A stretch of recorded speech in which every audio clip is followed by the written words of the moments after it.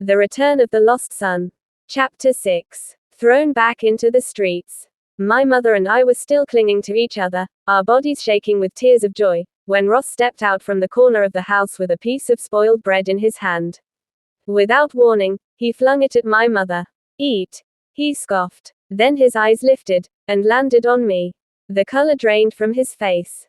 The bread slipped from his fingers as his knees gave way, and he crashed to the floor, screaming at the top of his lungs. "Ghost! Ghost!" His cries brought Drake and Diana running out. The moment they saw me standing there, alive, breathing, holding my mother, they froze. Fear gripped them the same way it had gripped Ross. I looked straight at Drake and said calmly, "Are you surprised? Your doctor didn't manage to kill me." Drake recovered first. He cleared his throat and stepped forward, forcing a stiff smile onto his face. It's good you're back," he said, then turned sharply to Diana. "Get their remaining belongings. They're leaving." Ross and Diana rushed inside and returned almost immediately, throwing our bags onto the floor, as if they were trash. Drake pulled out some papers, signed them without hesitation, and flung them straight at my mother's face. "Get out of my house," he snapped. "And take this divorce with you." I bent down slowly and picked up the papers.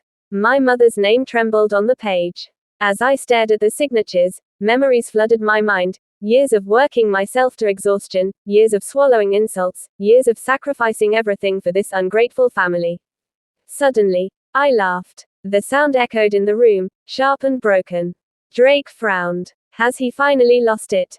I lifted my head, met his eyes, then calmly picked up our bags.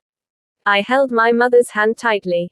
"Let's go." My mother didn't move. She clutched my hand and whispered, her voice shaking. "Jason, we have nowhere to stay in this city. Let's beg them." Something inside me snapped. All the years of patience, of obedience, of staying silent for her sake, gone. I flung her bag to the ground and shouted, "Go and beg if you want. I'm not staying here, not even for one more second." I turned and started to walk away.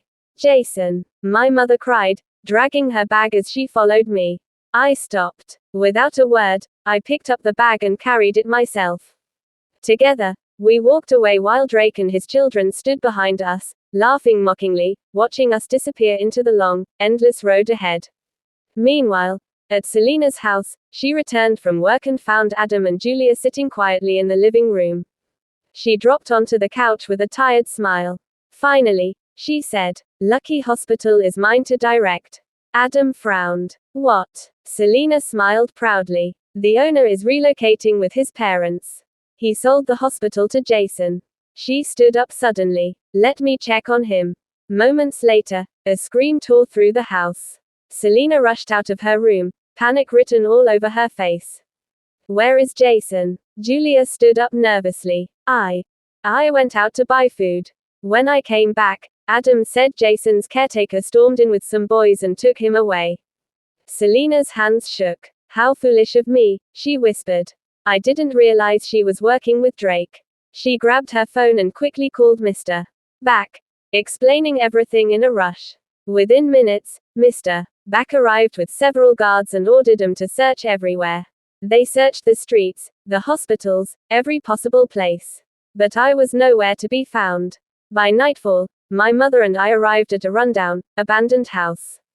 Cobwebs hung from the ceiling, dust coated every surface, and spiders scattered as we stepped inside. I dropped our bags to the floor and looked around silently. This was all we had left. To be continued.